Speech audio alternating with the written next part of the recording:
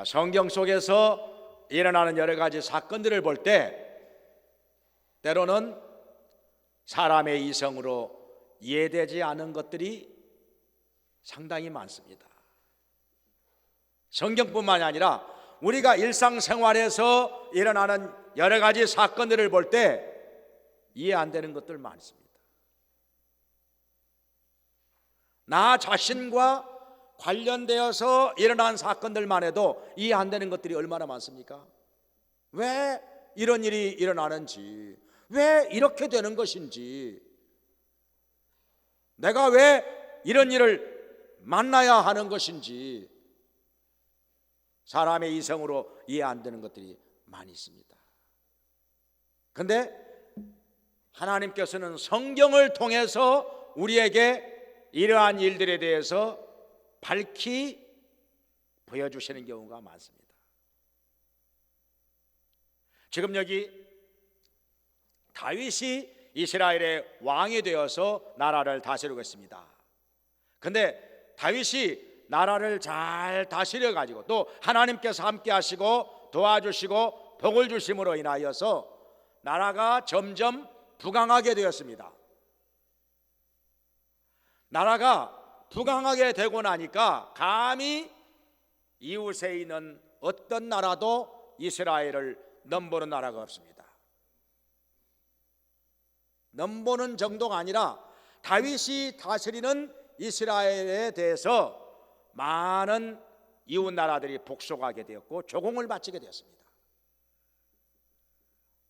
그야말로 강한 나라가 된 것입니다. 하나님께서 함께 하셨기 때문입니다. 그런데요, 사람이 잘 나갈 때 조심해야 됩니다. 내가 지위가 높아졌을 때, 돈을 좀 벌었을 때, 그리고 유명해졌을 때, 한마디로 말해서 내가 잘 나가고 있을 때 겸손한 마음을 유지한다는 것, 결코 쉬운 일이 아닙니다.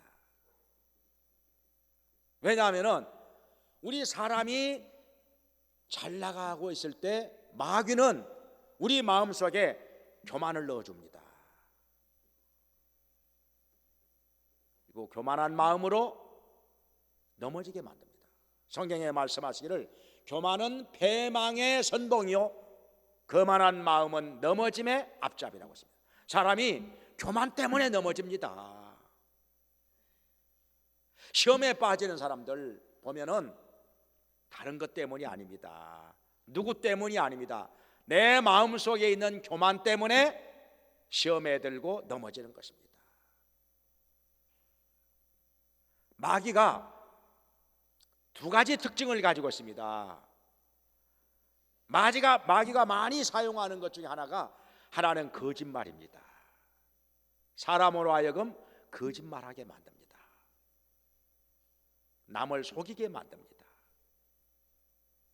성경에 말씀하시기를 마귀는 거짓의 아비라고 또 거짓말장이라고 거짓을 말할 때마다 제 것으로 말한다고 말씀하셨습니다.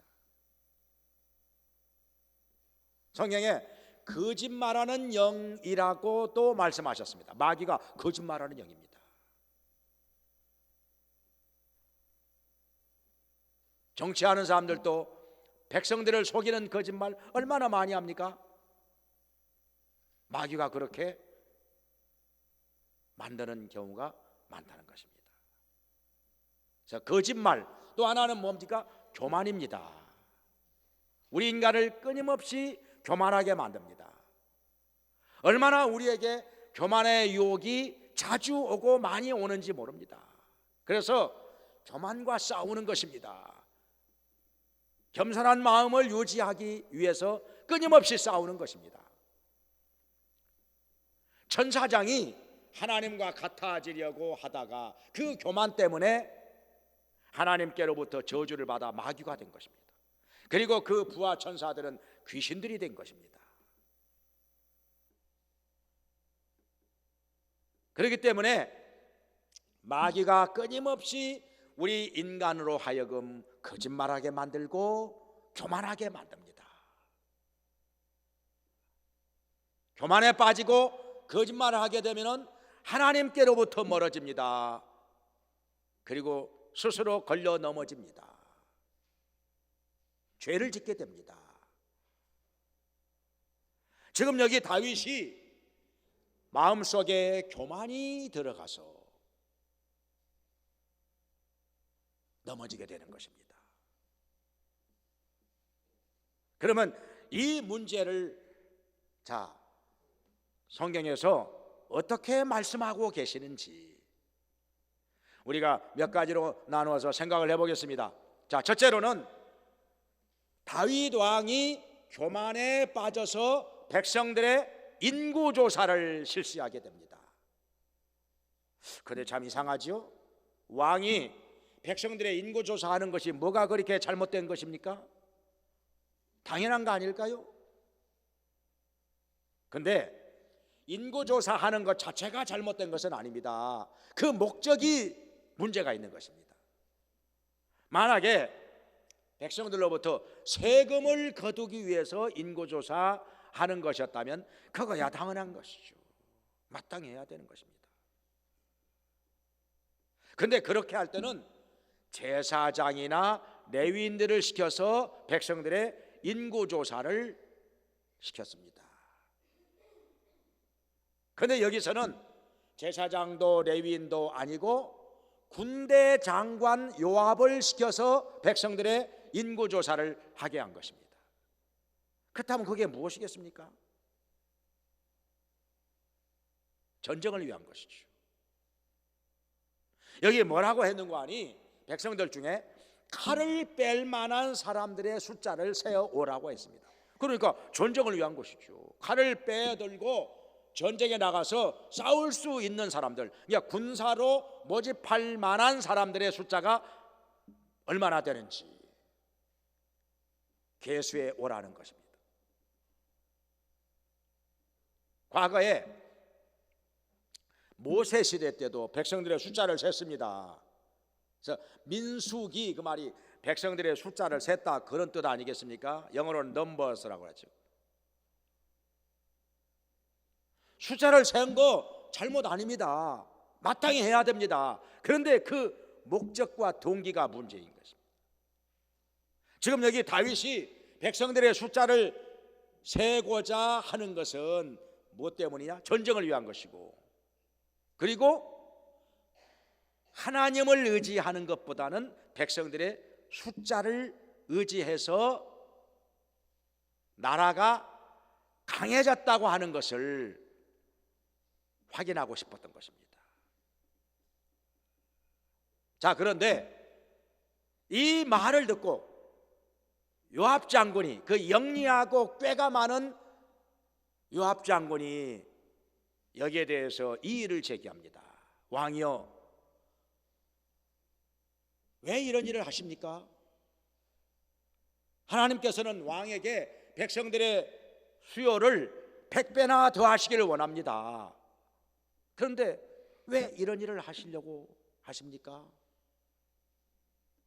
왕의 하는 일이 잘못됐다는 것이죠. 그런데 여기서는 요압 장군이 하는 말이 맞았습니다. 원래 영리하고 지혜로운 사람이기도 하지만은 원래 사람의 일이라고 하는 게 자기가 하는 일이 잘못된 것을 잘 모르는 경우가 많습니다. 근데 옆에서 보는 사람이 볼 때는 쉽게 보입니다. 여러분, 바둑이나 장기를 둘 때 보면은 자기가 둘 때는 잘 안 보입니다. 잘 안 보여요. 근데 옆에서 구경하는 사람이 볼 때는 아주 쉽게 보입니다. 그래서 훈수를 놓는 것입니다.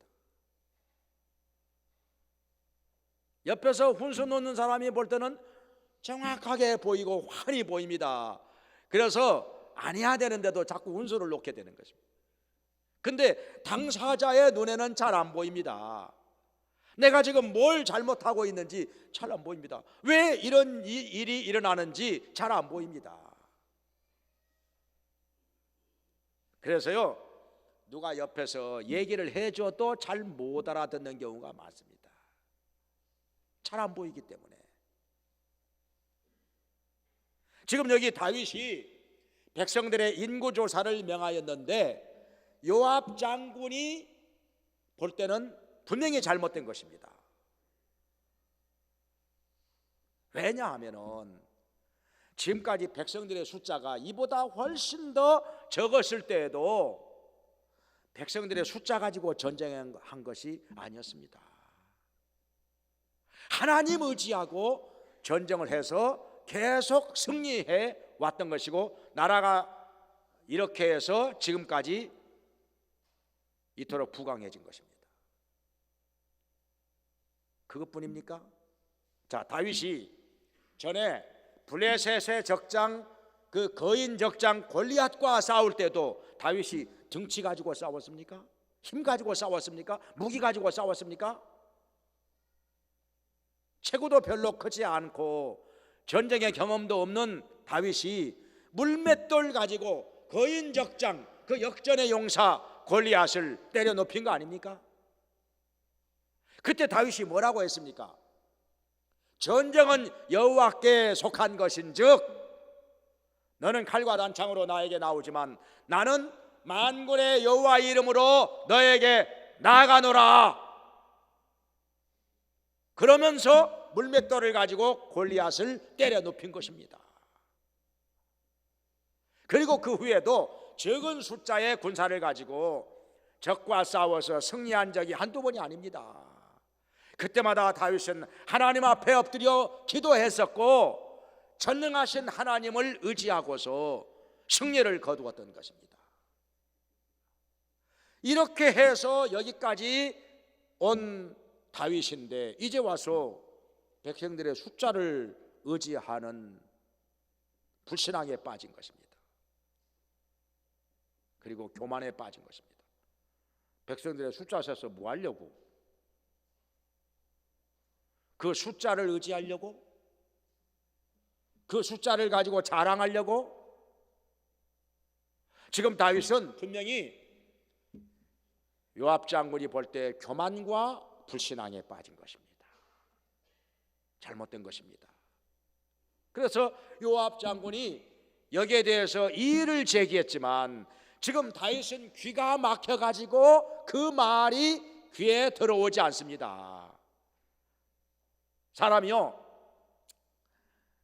자칫 잘못하면은 자기가 잘 나간다 싶으면은 오만과 독선에 빠집니다. 그러면은 남의 말이 귀에 들어오지 않습니다. 불통이 되어버립니다. 그래서 자기 고집대로만 밀고 나갑니다. 나만 옳다고 생각합니다. 다른 사람들은 다 우습게 보입니다. 이게 정말 위험한 것입니다. 지금 다윗이 그런 상태에 빠졌습니다. 이때 요압 장군의 말을 들었었더라면 인구조사 굳이 할 필요가 없는 것인데 이보다 3분의 1밖에 안 됐을 때도 5분의 1밖에 안 됐을 때도 하나님 의지하고 전쟁에서 다 이겼습니다. 지금까지 이겨왔습니다. 그런데 왜 이제 와서 인구조사를 하려고 하는지. 그런데 여기 역대상 21장에 보면 똑같은 사건이 나오는데 여기서는 뭐라고 말씀하시는 거 아니? 사단이 다윗의 마음을 격동하여서 백성들의 수를 계수하게 한지라 그랬습니다. 사단이 그렇게 만들었다는 것입니다. 사단의 꼬임에 다윗이 넘어간 것입니다. 지금 시험에 빠진 것입니다. 그래서 하나님 앞에 지금 죄를 짓게 된 것입니다. 그래서 다윗은 요압 장군의 그 옳은 말을 듣지 않고 계속해서 명령을 하고 독촉을 합니다. 하라만 하지 뭐 말이 많아. 빨리 가서 인구 조사해와. 다윗의 불호령 같은 명령이 떨어지니까 하는 수 없이 요압 장군은 사람들을 데리고 가서 전국을 돌아다니면서 인구를 조사합니다. 저 요단강 동편에 있는 길라 땅에도 가고, 저 북쪽에도 가고, 남쪽에 있는 부엘세바에 이르기까지 전국을 순회하면서 인구 조사를 합니다. 그런데요, 여기 역대상에 보면은 요압이 다윗의 명령이 못마땅해 가지고, 이 사람은 그렇게 순진한 사람 아니거든요. 다윗의 명령이 못마땅해 가지고 베냐민 지파하고 레위 지파는 빼놓고 계수합니다. 그냥 대충 셌다는 것이죠. 이것이 별 의미가 없다는 걸 알고 있기 때문에 숫자 세서 뭐 하느냐 이거요. 응?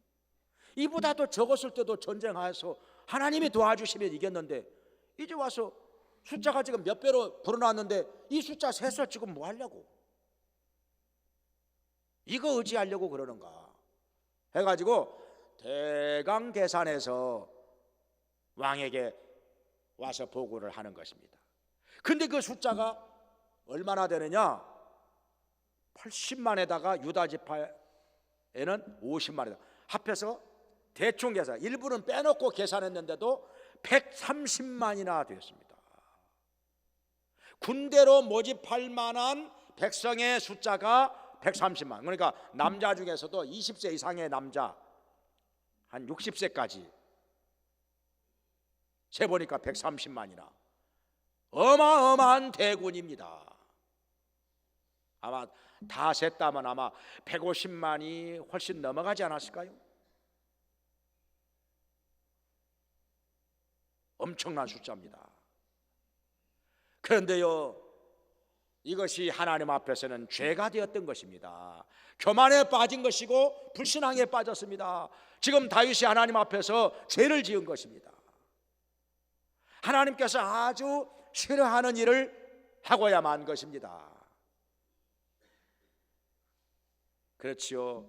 오늘날도 우리가 돈 좀 벌었다고 해서 돈을 의지하고 돈 자랑하고 교만해가지고 좀 없이 사는 사람들을 무시한다면 하나님 앞에서 죄를 짓는 것이고 하나님께서 싫어하시는 것입니다. 내가 지위가 좀 올라갔다고 해서 마음이 교만해가지고 다른 사람을 업신여기고 멸시한다면, 그리고 오만과 독설에 빠져가지고 내 고집대로만 살려고 한다면 그건 하나님 앞에 죄를 짓는 것입니다. 아무리 잘 나간다고 해도 그것이 내 스스로의 힘만으로 된 것이 아니기 때문에 우리는 생사화복을 주관하시는 하나님 앞에서 겸손해야 됩니다. 하나님께서 가난한 사람을 가난하게도 하시고 부하게도 하시고 낮아지게도 하시고 높아지게도 하시고 죽게도 하시고 살게도 하신다고 말씀했습니다. 생사화복을 하나님께서 주관하시니 우리는 하나님 앞에서 마음을 낮추고 겸손해야 됩니다. 우리가 교만에 빠지면 아무도 나를 도와줄 자가 없습니다. 스스로 외로워지는 것입니다. 하나님께서는 교만한 자를 물리치시고 겸손한 자에게 은혜를 주신다고 성경에 말씀하고 있습니다. 내가 교만해지면, 마음이 높아지고 나면은 스스로 외로워집니다. 하나님께로부터 멀어지기 때문입니다. 성경에 또 말씀하시기를 지식은 교만하게 하며 사랑은 덕을 세우나니, 고린도전서 8장 1절에 말씀하셨는데, 사람이요 지식이 많아져 가지고 그 지식을 의지하다 보면은 스스로 교만해집니다. 그리고 하나님께서 그를 물리치십니다. 외로워집니다. 넘어집니다. 죄를 짓게 됩니다. 하나님의 길에서 빗나가게 됩니다. 이게 무서운 것이라. 내가 잘 나갈수록 하나님께서 부하게 할수록 하나님께서 높여주실수록 마음을 낮추고 겸손해야 되는데, 겸손한 자가 하나님의 뜻에 복종하게 되는 것입니다. 근데 교만하면 하나님의 뜻을 거스립니다. 하나님의 길에서 벗어납니다. 그리고 고집을 부리고 잘못된 길로 가는 것입니다. 자, 지금 다윗이 이렇게 됐던 것입니다. 그 다음에 두 번째로 우리가 생각해 볼 수 있는 것은, 다윗이 이 일을 마치고 나서 드디어 자기가 잘못된 것임을 깨닫습니다. 그리고 하나님 앞에 회개합니다. 여기 오늘 본문에서 다윗이 잘못된 것을 스스로 자책합니다. 인구 이렇게 세 가지고 도대체 내가 뭐 하려고 셌지? 이제야 제정신이 들어갔습니다. 이렇게 130만이나 되는데 이 숫자 세서 뭐하지? 그전에 20만 30만 가지고도 이웃 나라들과 싸워서 계속 이겨왔는데, 하나님이 도와주셔서 승리를 했었는데, 이게 130만이나 되는데 이거 내가 숫자 세서 내가 뭐 하려고 셌지? 이제야 깨달아진 것입니다. 아, 내가 교만했구나.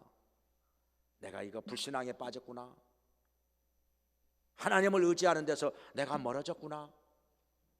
그러니까 가지고 자기를 스스로 자책하면서 내가 잘못했구나, 내가 잘못했구나 깨달은 것입니다. 하나님께서는 이러한 다윗 왕에게 갓이라고 하는 선지자를 보내셔서, 이 갓 선지자를 보내셔서 잘못된 것을 말씀으로 책망하십니다. 그리고 하나님께서 백성에게 징계를 내리시겠다고 말씀하십니다. 그런데 그 징계를 세 가지 중에서 하나 다윗에게 선택하라고 말씀하십니다. 자, 앞으로 7년 동안 나라에 기근이 들 것을 선택하든지, 아니면 석 달 동안 대적에게 쫓겨 다닐 것이냐, 아니면 백성에게 온역이라고 하는 전염병이 돌아서 이 3일 동안 백성들이 병으로 죽어나가게 될 것이냐. 자, 셋 중에 하나, 하나님의 징계, 이 셋 중에 하나 선택하라는 것입니다. 다윗은 정말 고민이 아닐 수 없습니다. 셋 다 고약한 징계거든요. 많은 백성들이 죽어나갈 것이 분명한데 내가 셋 중에 어느 것을 선택해야 될 것이냐. 내가 곤경에 빠졌구나. 그런데 하나님은 긍휼이 많으신 분이니 내가 하나님의 손에 직접 빠져 들어가리라. 이 말은 무슨 말인가 하니, 하나님께서 직접 온역이라고 하는 전염병으로 징계하시는 쪽을 선택한다 하는 것입니다. 세 번째 것을 선택한 것입니다. 그랬더니 그때로부터 시작해가지고 사흘 동안 백성들에게 전염병이 돕니다. 온역이 돌아가지고 무려 7만 명이 죽어나갑니다. 여기저기서 7만 명이 죽어나갑니다. 얼마나 안타깝고 가슴 아픈 일인지. 여기서 다윗이 그렇게 말하면 17절에서 죄는 내가 지었는데 양무리는 무엇을 잘못했습니까? 죄는 내가 지었는데 왜 백성들이 이렇게 전염병으로 죽어나가야 되겠습니까? 차라리 저와 저의 아비집을 치시옵소서. 이렇게 하나님 앞에 엎드려서 간구하고 부르짖습니다. 다윗은 이제야 목자의 심정으로 돌아간 것입니다. 목자의 심정이 되어서 약물이인 백성을 바라보게 된 것입니다. 내가 잘못한 것인데 왜 백성들이 이렇게 매를 맞고 죽어나가야 되겠습니까? 차라리 저를 치시옵소서. 하나님 앞에 부르짖고 간구합니다. 하나님께서는 다윗을 백성의 목자로 세우셨던 것입니다. 분명히 성경에 다윗을 백성의 목자로 세우셨다고 말씀했습니다. 다윗은 원래 양을 치는 목자였었지요. 그런데 사자나 곰이 와가지고 양 새끼를 물어가려고 하면은 다윗은 피하고 도망을 가는 것이 아니라 쫓아가서 사자와도 싸우고 곰과도 싸웠습니다. 사자를 주먹으로 치고 수염을 잡고 입을 찢어놓고 그 피 흘리는 양 새끼를 빼앗아 왔던 것입니다. 다윗은 양을 너무나도 사랑했기 때문에 양 새끼 한 마리라도 빼앗기지 않기 위해서 목숨을 걸고 사자와도 싸우고 곰과도 싸웠던 것입니다. 이런 다윗의 마음의 중심이 하나님 보시기에 합당하였고 마음에 들었기 때문에 하나님께서는 이런 다윗을 온 이스라엘의 목자로 세우신 것입니다. 다윗은 이제 목자의 심정으로 돌아와서 하나님 앞에 부르짖고 간구합니다. 다음에 세 번째로 하나님께서는 다윗에게 속죄의 길을 열어주십니다. 이렇게 기도하다가 다윗이 보니까 저 높이 여부스 사람 아라우나의 타작마당에, 그러니까 지금으로 말하면 모리아산 꼭대기입니다. 나중에 그 자리에 솔로몬이 성전을 건축했던 바로 그 자리입니다. 그 자리에 하나님의 사자가 예루살렘을 향해서 손을 들고 서 있는 것입니다. 하나님께서는 다 선지자를 통해서 다윗에게 말씀하십니다. 거기 가서 여호와 사자가 서 있는, 하나님의 천사가 서 있는 바로 그 자리에 가서 하나님 앞에 속죄의 제사를 드리라고 말씀하십니다. 그래서 다윗은 신하들을 데리고 그곳으로 갑니다. 거기서 소를 잡아가지고 그 아라우나의 타작마당에서 하나님 앞에 번제를 드립니다. 속죄의 제사를 드립니다. 하나님께서는 그 제사를 받으시고 다윗의 죄를 사하여 주십니다. 그 시로부터 그렇게도 극성스럽게 돌던 전염병이 그쳤습니다. 더 이상 원형으로 죽어나가는 사람이 없게 되었습니다. 하나님께서는 목자의 심정으로 돌아가서 회개하며 부르짖는 다윗의 기도 들어주시고 그 죄를 사하여 주신 것입니다. 그리고 징계가 끝났습니다. 그런데 여기서 우리가 생각해야 될 것이 하나 있습니다. 여기 본문보다 앞에 24장 1절에 보면은 여기서는 하나님께서 백성을 치시려고 다윗의 마음을 감동하셔서 이 일을 하게 하셨다는 것입니다. 그러니까 하나님께서 다윗으로 하여금 백성의 인구조사를 하게 한 것은 왜 그랬느냐? 백성들을 치기 위해서, 백성들이 잘못됐다는 것입니다. 백성들이 죄를 지었다는 것입니다. 그래서 백성들을 치시기 위해서 다윗의 마음을 움직여서 인구조사를 하게 했다, 이렇게 말씀하신 것입니다. 그러니까 뭐냐면은 성경에서는 백성들이 악하면 악한 지도자를 세우신다는 말씀이 있습니다. 악인도 그 악한 날에 적당하게 하셨느니라, 이렇게 말씀하십니다. 백성들이 악하면 악한 자를 지도자로 세웁니다. 백성들이 거짓되면 거짓된 자를 지도자로 세웁니다. 원래 사람은요, 자기가 악하면 악한 자를 좋아하게 되어 있습니다. 악한 자를 지지합니다. 거짓된 사람은 거짓된 사람을 좋아하게 되어 있습니다.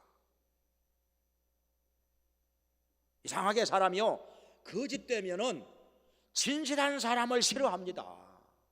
불의한 사람은 의로운 사람을 싫어합니다. 악한 사람은 선한 사람을 싫어합니다. 그래서 백성이 거짓되고 불의하고 악하면 거짓되고 불의하고 악한 사람을 지도자로 세우게 되어 있습니다. 그래가지고 그 사람을 통해서 징계를 받고 고통을 당합니다. 죄의 대가를 치르는 것입니다. 이게 역사입니다. 하나님의 섭리입니다. 그러면은 이스라엘 백성들이 도대체 무슨 잘못을 저질렀기에 이렇게 하나님께로부터 징계를 받아야 한다는 것입니까? 좀 더 거슬러 올라가 보면은 백성의 잘못한 것이 나옵니다.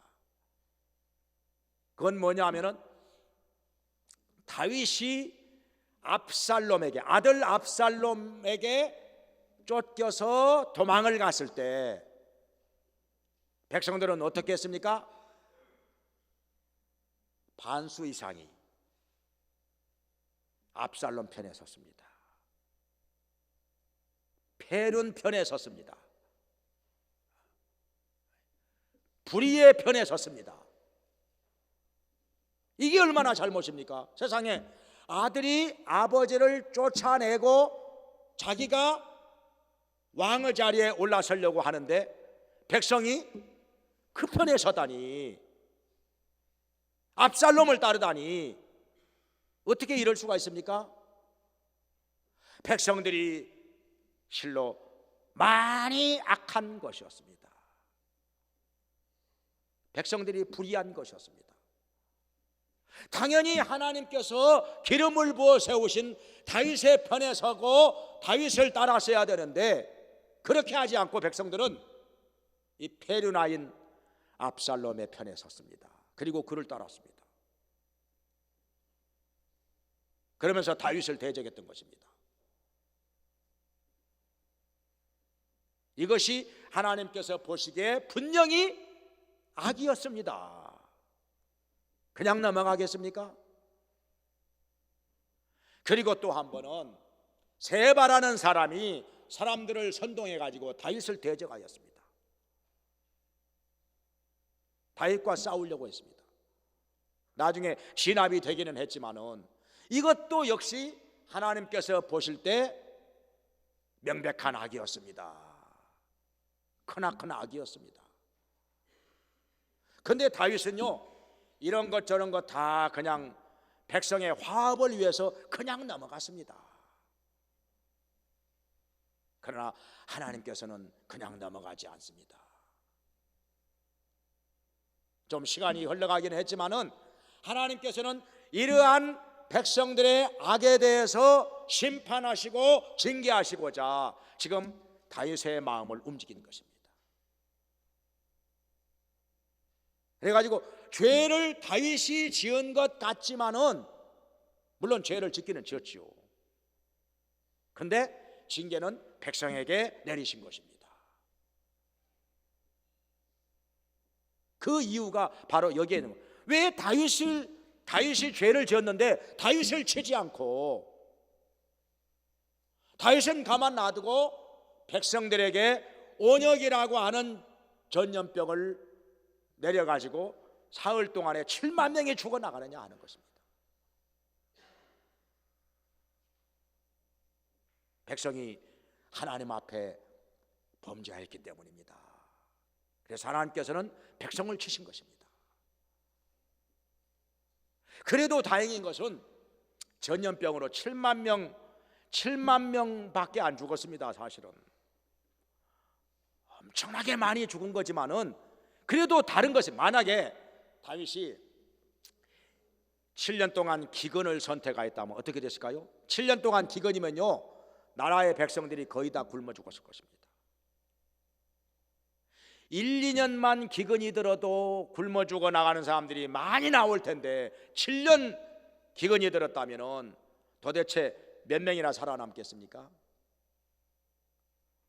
그리고 두 번째 그 재앙, 다윗이 대적에게 석 달 동안 쫓겨다닌다면 어떻게 되겠습니까? 온 나라가 다 이 전쟁에 휩쓸려 가지고 왕이 대적에게 석 달 동안 쫓겨다니면 나라 꼴이 어떻게 되겠습니까? 7만 명만 죽겠습니까? 아마도 수십만 명이 죽어나갔을 것입니다. 그래서 다윗은 그래도 이 목자의 심정을 가지고서 우리의 목자가 되시는 하나님의 마음을 잘 알았던 것입니다. 그래서 하나님은 긍휼이 많으신 분이니 내가 하나님의 손에 직접 매를 맞으리라 해가지고 3번을 선택한 것입니다. 원역으로 치십시오. 전염병으로 치십시오. 그 3번을 선택한 결과 7만 명만 죽은 것입니다. 안 그랬으면요, 1번이나 2번을 선택했다면 수십만 명, 아니면 백성들이 거의 전멸했을는지도 모릅니다. 다윗은 하나님이 우리의 목자가 되신다는 사실을 잘 알고 있었습니다. 그래서 시편 23편에 여호와는 나의 목자시니 내가 부족함이 없으리로다. 그가 나를 푸른 초장에 누이시고 쉴만한 물가로 인도하시는도다. 이렇게 찬송하고 있는 것입니다. 다윗은 자기가 목자이기 때문에 목자이신 하나님의 마음을 누구보다 잘 알고 있는 것입니다. 그래서 목자가 양을 치더라도 그렇게 세게는 안 친다는 거, 안 죽을 만큼 친다는 거, 그걸 잘 알고 있었기 때문에 3번을 선택해서 7만 명만 죽어 나간 것입니다. 이것도 무서운 징계이기는 하지만은 그래도 1번이나 2번보다는 더 희생이 적었다는 것입니다. 여기서 우리가 알 수 있는 것은 다윗은 지금 자기가 백성의 목자로 세움을 받았다는 사실을 다시 한번 깨달은 것입니다. 그래서 목자의 심정으로 돌아가서 차라리 나와 내 아비 집을 치십시오. 양무리가 무슨 잘못을 했다는 것입니까? 죄는 내가 지었는데 왜 양무리를 치십니까? 차라리 나와 내 아비 집을 치십시오. 이렇게 죄를 짊어지고 하나님 앞에 회개하며 부르짖는 다윗, 하나님께서 그 기도 들어주신 것입니다. 그래서 아라우나의 타작마당에서 소를 잡아 번제를 드리고 속죄의 제사를 드리고 하나님 앞에서 그 죄를 사함받게 하신 것입니다. 그리고 재앙이 끝난 것입니다. 하나님께서는 오늘날에도 교회의 목자를 세워주셨습니다. 나라에도 지도자를 목자로 세워주셨습니다. 그래서 백성을 다스리게 하고 또 성도들을 다스리게 하시고 이끌어가게 하신 것입니다. 여기 히브리서 13장 17절에 말씀하십니다. 너희를 인도하는 자에게 순종하고 복종하라. 그러니까 교회에 목자를 세우셔가지고 양들을 인도하게 하신 것입니다. 그러니 순종하고 복종하라. 저희는 너희의 영혼을 위하여 경성하기를 자기가 회개할 자인 것처럼 하느니라. 다윗처럼 자기가 회개할 자인 것처럼 하느니라. 그러하여금 즐거운 마음으로 이것을 하게 하고 근심으로 하게 하지 말라. 그렇지 않으면 너에게 유익이 없느니라 말씀하셨습니다. 그러니까 목회자가 근심으로 목회하게 한다면 그 사람에게 유익이 없다는 것입니다. 어떻게 할 때 근심으로 하느냐? 불순종할 때, 거역할 때, 길에서 빗나갈 때 목회자가 근심으로 하게 한다. 그리고 유익이 없다 하는 것입니다. 그러니 목회자가 즐거운 마음으로 하게 하려면은 양들은 그 인도하심에 순종해야 한다 하는 것입니다. 그리고 복종하라는 것입니다. 내 생각에 안 맞아도 그렇게 행하는 것, 이게 복종입니다. 근데 사람마다요, 자기가 생각할 때는요 다 자기 나름대로 생각이 있습니다. 그래서 제 길로 가는 것입니다. 성경에 보면은 우리는 다 양 같아서 그릇 행하여 각기 제 길로 갔거늘 여호와께서는 우리 무리의 죄악을 그에게 담당시키셨도다 말씀하셨습니다. 나름대로 다 생각이 있습니다. 판단이 있습니다. 그러나 그게 다 옳은 것은 아닙니다. 하나님께서 보실 때는 잘못된 것이 많습니다. 또 교회의 목자가 볼 때는 잘못된 것이 많습니다. 그래서 그 인도하는 대로 순종하고 복종하라는 것입니다. 그리고 즐거운 마음으로 하게 하라는 것입니다. 그러면 우리에게 유익이 되고 복이 된다는 것입니다. 그래서 오늘 목회자 주일인데 목회자 주일을 맞이해서 목자와 양의 관계 우리가 다시 한번 생각해 보면서 우리가 하나님께서 주시는 말씀을 가지고 깨달아야 될 것을 깨닫고 올바른 목자와 양의 관계 속에서 하나님께서 주시는 은혜와 복이 우리 각 사람에게 풍성히 임하기를 주님의 이름으로 축원합니다.